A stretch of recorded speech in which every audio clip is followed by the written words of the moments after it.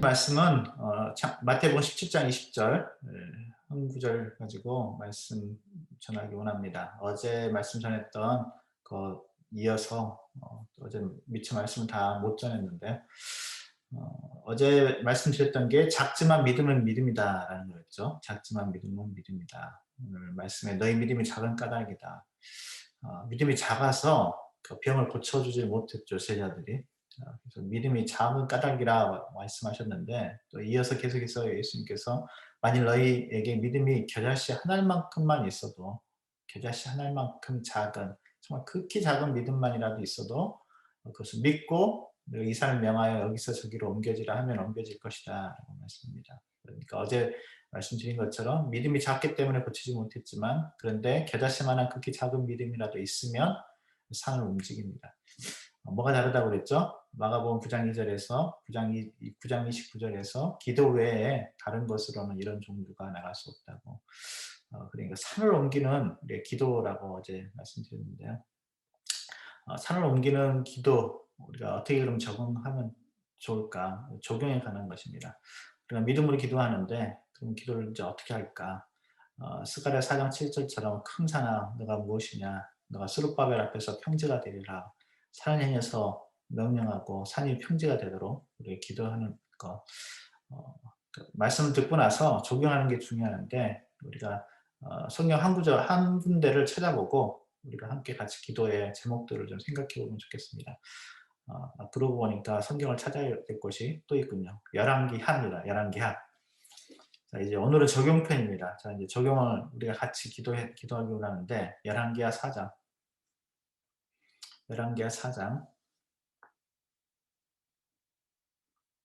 열왕기하 4장.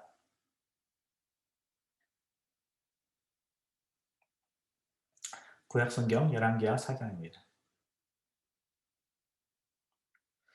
열왕기 4장에 보시면 1절에 보시니까 선지자의 제자들의 아내 중 한 여인이 엘리사에게 부르짖어 이르되 당신의 종 나의 남편이 이미 죽었는데 당신의 종이 여호와를 경외한 줄은 당신이 아시는 바니이다. 이제 빚준 사람이 와서 나의 두 아이를 데려가 그의 종을 삼고자 하나이다. 엘리사는 선지자 학교가 있었죠. 선지자 학교 중에 그 제자들 중에 하나가 이렇게 죽었습니다. 그리고 아내와 두 아이를 남겨두고 죽었는데 빚이 있었나 봅니다. 그래서 빚을 내준 사람이 와서 두 아이를 데려가서 노예로 삼으려고 하는 그런 상황입니다. 엘리사가 2절에 보니까 내가 어떻게 하랴? 내가 너희를 위하여 어떻게 하랴? 너의 집에 무엇이 있는지 내게 말하라. 그가 이르되 계집종의 집에 기름 한 그릇 외에는 아무것도 없나이다. 집에 뭐가 있니? 집에 아무것도 없어요. 기름 한 그릇밖에 없어요. 기름 한 그릇. 겨자씨 같이 작은 것입니다. 기름 한 그릇밖에 없습니다. 기름 한 그릇. 기름병 담아놓은 기름 조그만 그릇 하나밖에 없는 거예요. 엘리사가 말합니다. 너는 밖에 나가서 3절에 너는 밖에 나가서 모든 이웃에게 그릇을 빌리라. 빈 그릇을 빌리되 조금 빌리지 말고.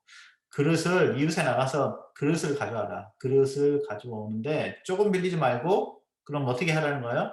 그릇을 많이 빌려오라는 것입니다. 그릇 많이 빌려와. 그릇 많이 빌려와. 그러고 나서 봤더니 4절 이하에 보니까 이제 두 아들과 같이 문을 닫고 그 빌려온 그릇들에 기름을 붓기 시작합니다. 조금 있었던 기름이었는데 빌려온 그릇들마다 가득가득 찹니다. 그릇이 다 벌써 금방 차버렸어요. 6절에 보니까 그 여자가 아들한테 이럴 때 또 그릇을 내게 가져오라.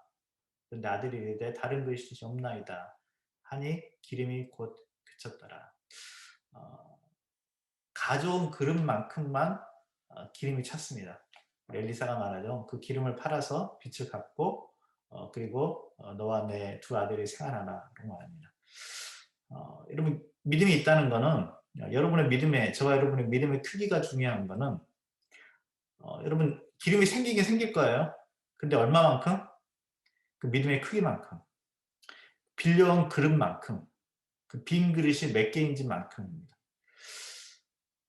겨자씨만한 작은 믿음이 있어도 하나님께서 하시는데, 그런데 그 믿음 가지고 그릇을 몇 개나 빌려왔냐면 몇 개나. 하나님께서 얼마만큼 여러분의 삶 가운데서 하실 수 있을 거라고 여러분은 믿습니까? 기도하기는 해도 이게 정말 될까? 여러분 그럼 기도 하나만 합니다. 기도 하나만 해요. 믿음이 없으니까. 믿음의 크기가 이만해요. 근데 더 이상 하나님에 대한 기대가 없어요. 여러분 그릇의 크기가 중요합니다. 그릇을 얼마나 가져왔는지.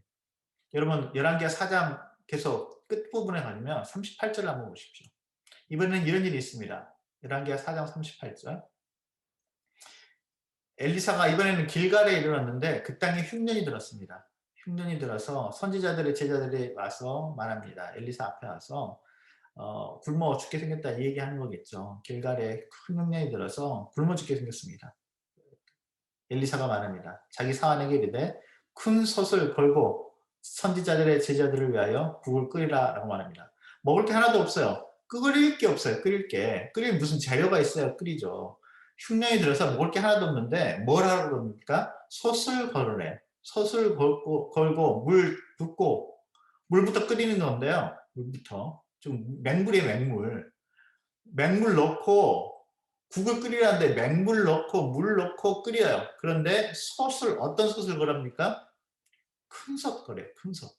왜? 우리 많이 먹을 거니까. 너네 굶었지? 제자들이 많아요. 여기 지금 선지자 학교예요. 선지자 학교. 그래서 학생들이 많다고. 선지자 학생들 뭐 딸려 있는 뭐 가족들도 있을 거고. 그러니까 작은 솥 걸면 안 돼요. 큰 솥 걸어요. 큰 솥. 큰 솥 걸고 맹물이지만 물 넣고 쭉 읽어보시면 뭐 들포도 넝쿨을 넣었는데 이게 독이 있어가지고 못 먹는 건데 41절에 보시면 엘리사가 가루를 가져오라. 그래서 무슨 가루인지 모르지만 넣었더니 그게 독이 없어지고 그리고 같이 배불리 먹었습니다. 흉년에 먹을 것이 없었는데 선지자 선도들을 위해서 국을 끓이게 합니다. 큰 솥을 걸고 국을 끓이라고 말합니다. 당장 먹을 거 없는데 큰 솥부터 걸었습니다. 믿음으로 큰 솥 걸었는데요. 그 기근 속에서 잔치가 있었습니다. 여러분 히브리서 11장 6절 한번 찾아보시겠습니까? 히브리서 11장 6절. 히브리서 11장 6절.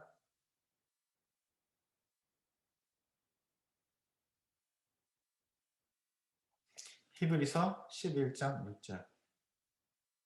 우리가 산을 옮기는 기도라고 했는데 기도해야죠.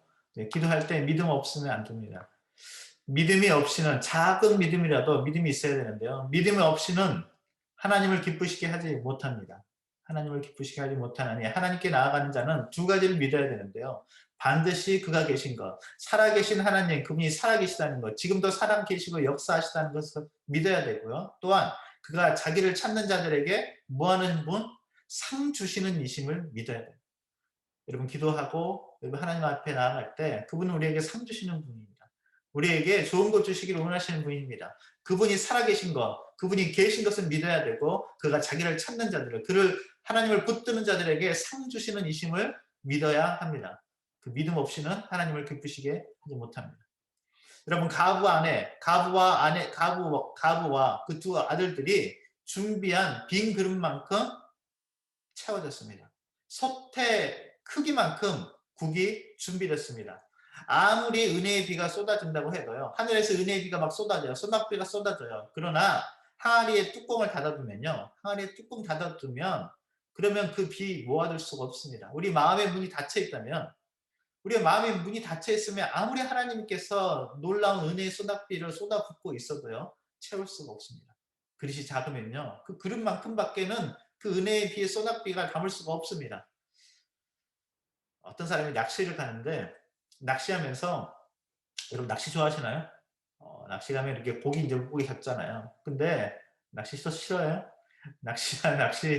낚시하러 가면 큰 고기는 놓아주고 작은 고기만 잡는 사람이 있었대요. 큰 고기는 다 놔주고 작은 고기만 잡아요. 물어봤더니 이유가 뭔가 했더니 이 사람 집에 후라이팬이 작은 것밖에 없어요. 그러니까 후라이팬 사이즈에 맞는 고기만 잡아가는 거예요. 후라이팬 사이즈에 맞는 고기만. 여러분 큰 고기를 놔줄 게 아니라 뭘 바꿔야 돼요? 이 사람은 후라이팬을 바꿔야 돼요. 후라이팬을. 뭘로? 큰 것으로. 후라이팬으로 큰 걸 바꿔야죠. 큰 고기 놔주고 작은 고기만 가져다가 먹을 게 아니라 집에 있는 후라이팬 크기를 바꾸면 될 거 아닙니까? 후라이팬을 큰 걸로 바꾸면. 여러분 우리가 그렇게 살아갈 때가 참 많이 있습니다. 안 그런 것 같은데 그렇게 살아가요. 그렇게 믿어요. 오늘 좀 말씀을 많이 찾게 되는데 시편 81편입니다. 시편 81편. 시편 81편. 시편 81편 10절부터 12절. 시편 81편 10절부터 12절. 시편 81편 10절에서 12절. 시편 81편 10절에서 12절. 제가 한번 읽어보겠습니다. 나는 너를 애굽 땅에서 인도하여 낸 여호와 내 하나님이니 내 입을 크게 열라 내가 채우리라 하였으나 내 백성이 내 소리를 듣지 아니하며 이스라엘이 나를 원하지 아니하였도다. 그러므로 내가 그의 마음을 완악한 대로 버려두어 그의 임의대로 행하게 하였도다. 하나님께서 말씀하세요. 애굽 땅에서 인도해 나셨던 그 하나님이 너의 입을 크게 열어라 내가 채우리라. 여러분 하나님 입 열라 그러면 입 열어야 돼요? 말아야 돼요? 크게 열래요. 크게. 왜? 하나님께서 그 입 크게 연 만큼 채워주시겠다요. 그럼 그 반응이 당연히 뭡니까? 아이고 감사해라. 입 크게 열어야죠. 와, 있는 입 없는 입 열어서 입 크게 벌어야 될 거 아닙니까? 남의 그릇 하여튼 잠깐만 쓰고 죽게 하고 그릇 빌려와야 될 거 아닙니까? 국 끓이라 그러면 큰 속 벌어야 될 거 아닙니까? 그런데 사람들의 반응이 어때요? 11절에 보니까 10편 81편 11절에 보니까 백성들이 소리를 듣지 않고 싫대요. 원하지 않는다고. 이스라엘이 나를 원하지 않는다고. 여러분 입 열라 그러면 우리가 뭐 이렇게 너무 이기적인 것 같지 않습니까? 뭐 이렇게 이기적으로 기도하면 안 될 것 같은데. 여러분 곰곰이 생각해 보면요. 기도의 뭐 품위를 지키고 이게 아니고 믿음이 없어요. 믿음이. 믿음이 없기 때문에 입을 못 열어요. 입을 크게 못 열어요. 큰 속 못 걸어요. 그릇을 못 가져와요. 믿음이 없으니까. 믿음이 너무 작아요. 너무 작아. 그런데 그것을 두고 예수님, 그 하나님 말씀합니다. 너 나 원하지 않니? 물어보시는 거예요. 이스라엘이 나를 원하지 아니하도다. 너 나 원하지 않아? 여러분 하나님 원하십니까? 하나님께서 여러분의 삶 가운데서 일하시고 정말 하나님이 채워주시는 입을 열면 크게 열 만큼 채워주시는 것 여러분 원하십니까? 그렇지 않을 때 하나님은 그렇게 물어보시는 거예요. 너 나를 원하지 않니? 나를 원하지 않냐고. 여러분이 옮겨지기 원하는 산은 무엇입니까? 여러분 그릇은 충분히 준비했습니까? 여러분 큰 솥을 걸어두었습니까? 입을 크게 여셨습니까? 하나님께서 채우실 수 있도록. 하나님을 정말로 원하십니까? 더 뜨겁게 원하고 하나님 채워주십시오. 하나님 앞에 그렇게 나아갈 수 있는 저와 여러분 되었으면 좋겠습니다. 하나님 정말 주님을 원합니다. 주님 원합니다. 채워주십시오. 입을 크게 여는 저와 여러분 되기 원합니다. 여러분 10년 후에 여러분의 모습은 어떻습니까? 여러분 10년 후의 모습을 상상해 보십시오. 어떤 모습을 상상합니까? 10년 후면 여러분 어떻게 되어 있기를 원하십니까? 여러분 갈렙은 85세의 노장이지만 가나안 땅에서 가장 높은 땅 헤브론을 원했고 도전해서 함락시켰습니다. 꿈을 꾸고 또 그 꿈을 간직하고 기도하고 나아가는 사람들에게 하나님께서 꿈 같은 일들을 일으켜 주십니다. BTS에 있을 때 여러 좋은 강의들이 있었는데요. 그중에 좀 잊지 못하는 강의가 있습니다. 땡스기빙 기간이 됐습니다. 그 땡스기빙 그 9주인데요. 그때 강의를 하셨던 분이 당시 이제 지금은 이제 돌아가셨는데 강영우 박사님이었습니다. 강영우 박사님. 강영우 박사님은 한국 최초 시각 장애인 박사입니다. 시각 장애인인데 한국 사람들 중에 최초로 박사학위를 받았고요. UN 부의장이고 미국 백악관에서 국가장애위원회 정책 차관보입니다. 차관보. 지금은 바뀌었는지 어쩐지 모르겠지만 당시에 한국 사람으로서 미국 그 정치계에서 가장 높은 위치까지 올라간 사람이 이 강영우 박사입니다. 차관보였는데요. 이분이 휴가를 내고 그 땡스기빙 때 하와이에 오셔가지고 강의를 하셨어요. 말씀드린 것처럼 이분은 앞을 보지 못합니다. 그러니까 얼마나 어려웠겠어요. 특히 요즘도 뭐 그렇게 많이 나아진 것 같지는 않겠지만 예전에 한국에 앞을 보지 못한다. 그럼 뭐 제대로 교육을 받을 수도 없고 뭐 뻔하던 뻔하잖아요. 뭐 눈을 보지 못한다. 그럼 뭐 딱 그의 인생의 결론이 나오잖아. 아 그러면 안마사겠구나. 안마사. 눈 못 본다? 그럼 안마사. 안마사로 그냥 죽겠다. 그런 시대 아닙니까? 그런데 이분이 공부하고 박사하고 그리고 미국에서 정책 차관보로 미국 백악관에서 일하는 사람이 되었습니다. 이분이 오셔서 꿈에 관한 이야기를 합니다. 그리고 여러분의 삶에서 10년 후, 20년 후, 30년 후 여러분의 삶을 그려보라고. 그리고 그것을 놓고 기도하라고 말하면서 강경호 박사님이 그 얘기를 해요. 사모님의 이름이 석은옥입니다. 석은옥 사모님인데요. 석은옥 사모님인데 자기는 아내를 너무 잘 만났대요. 아내를 학교에서 아내 때문에 어떻게 보면 이렇게 오게 됐는데 자세한 얘기는 일단 생략하고 아내가 얼마나 자기에게는 귀중한 사람이었는지. 근데 아내 이름이 석은옥인데 석의 시대, 돌석, 석의 시대, 은혜 시대, 옥의 시대. 자기의 삶에 지난 30년을 석의 시대, 아내를 만나기 전에는 석의 시대, 돌의 시대였는데 그리고 나서 은혜 시대로 바뀌고 지금은 옥의 시대를 살아간다라고 말씀하시면서 여러분의 삶에 10년, 20년, 30년에 하나님 앞에서 여러분의 꿈을 펼쳐보라고 그리고 기도하라고 라고 말씀하시면서 자신의 삶이 어떻게 살아왔는지에 대한 이야기를 하겠습니다.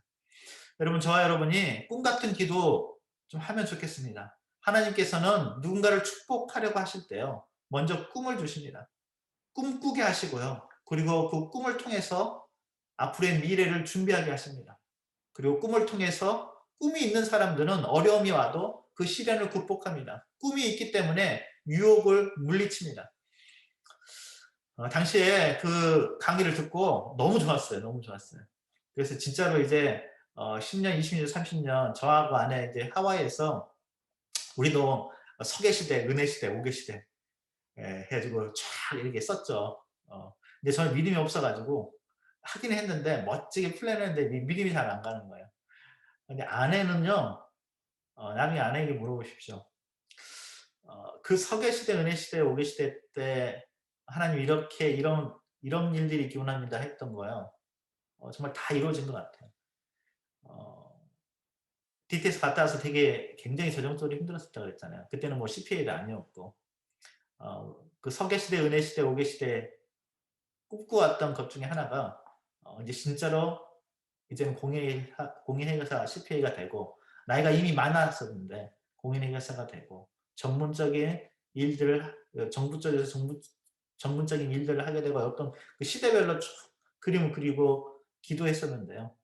기도한 대로 된 것 같습니다.